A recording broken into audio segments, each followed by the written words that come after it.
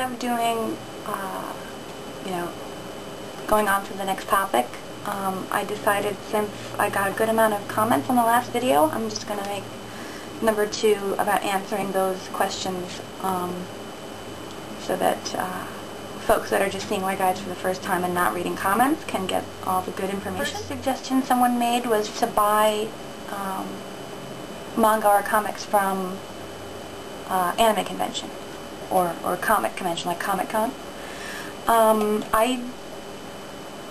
I don't know. I mean, it might be good. They might be discounted. The English translations might be discounted, but granted, I've only ever been to one convention. It was Anime Expo, 2006, and I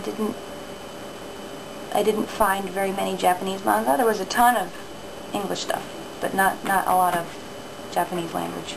You had to really search for it. So I don't know about the English, but for Japanese, the prices were about the same as you'd find at a bookshop or online. Actually, there's a place. There's actually, I think, Broccoli Books. Also, it was formerly known as AnimeGamersUSA.com, but they've since closed their site. Their manga were a little bit more expensive than at Kinokuniya, which is another local bookshop that's not specialized in any one publisher. But I noticed their manga is actually more expensive, their Japanese manga imports. So I'm not sure that's the best idea. I still think that eBay is the #1 best way to save money if you're gonna be buying a lot, is eBay, because people are selling their used manga, and if you find, you know, great, excellent, or mint condition manga, and just because of the fact that they're used, they're going to be a little cheaper. Also, you're cutting out the middleman. If you shop at a bookshop, the bookshop is paying to have it shipped over, and then they have to raise the price again to make money off of it. What you're doing is you're buying on eBay from someone who lives in Japan, so you're cutting out the middleman. So, still think eBay is the best spot, or used bookstore if you happen to live in a town that has Japanese bookstores. I needed to clarify something I said in the other video, and that was, I believe I said don't buy 2 or 3 of the series, just wait until you can get #1 and buy #1. Apparently that was confusing.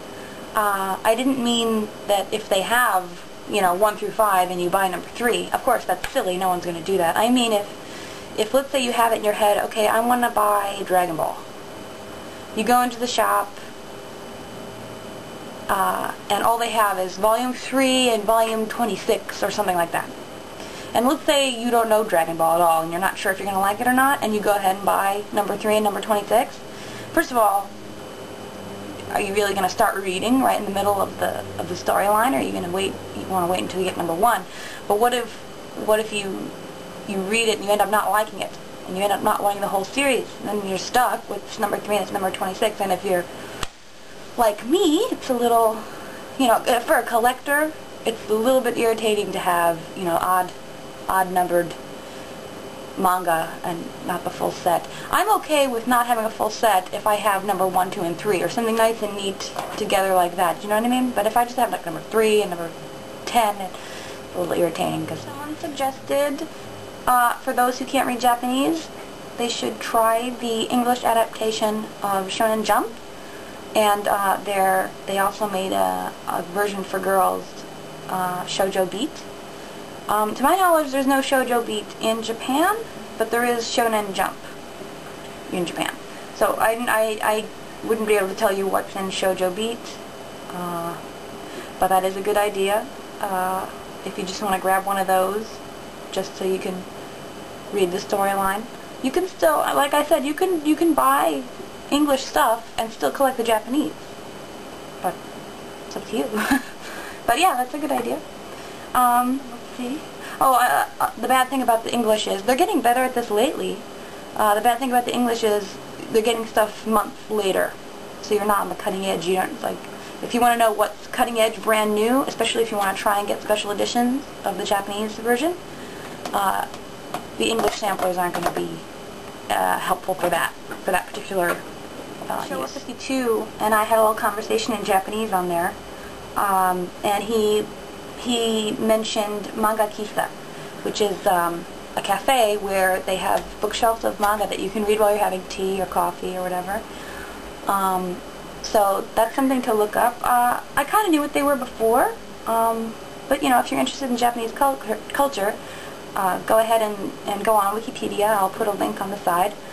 Go ahead on Wikipedia and look up Manga Kissa, you know, manga cafe, and look that up. That's neat.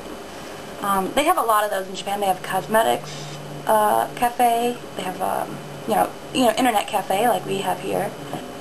I think they even have cafes where the waitresses are cosplaying as anime characters. If you're interested, you can go ahead and look on Wikipedia. I'm sure there's an abundance of information on there. Another thing that I should clarify is that when I say that the Japanese comics have more value than the English translations, it doesn't mean that the English comics are going to have zero value. Of course they're going to have value. Anything will have value later, especially if you can find a market for it, people want to buy it. But the Japanese are the original.